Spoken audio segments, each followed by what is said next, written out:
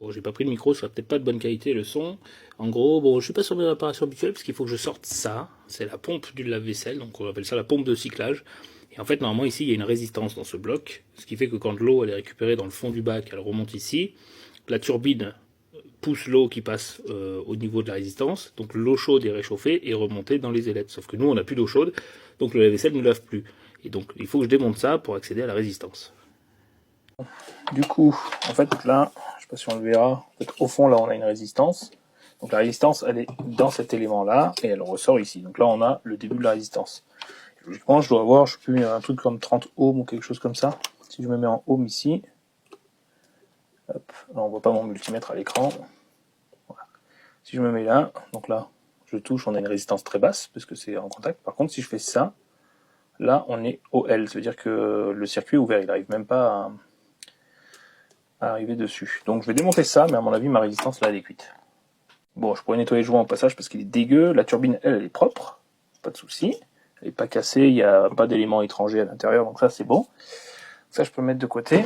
Et ici, là, on a la résistance. Bon, voilà, du coup, le joint, je vais le laver. Il faudra que je vois quand même s'il y a pas... Enfin, s'il faut mettre de la graisse silicone ou un truc comme ça avant de remonter, ou si je le remonte tel quel. Bon, il y a peut-être des gars par là qui ont l'habitude, qui pourront répondre. N'hésitez pas à le mettre en commentaire, du coup. Et sinon, c'était juste donc cette résistance-là qui est cuite. Donc, quand je prends la mesure, donc on a vu, il n'y a rien. Ça, c'est marrant, hein, c'est 30 balles si je le prends sur Amazon, par exemple. Tous les sites que j'ai trouvés, autres, genre eBay, etc., c'est toujours 30 balles à peu près, quand on rajoute les frais de port. J'ai trouvé aussi l'ensemble complet pour le même prix. Et sinon, j'ai trouvé sur Ali ça 18 euros. Donc les délais de livraison identiques aux autres endroits. Donc j'imagine que les autres endroits commandent là-bas. Et par contre, sur Alibaba, donc en direct, en sortie d'usine, donc faut les acheter par 500, je vais pas en acheter 500, ça sort à 2,50 pièces, auquel on rajoute les taxes, etc. En gros, ça va revenir à 5 balles. Donc bon, les marges sont un peu exorbitantes. Moi aussi, je voudrais bien me payer 5 balles. Bref, du coup, là, je l'ai pris, ça devrait arriver dans 10 jours. Donc pendant 10 jours, vaisselle à la main, et je laisse ça de côté.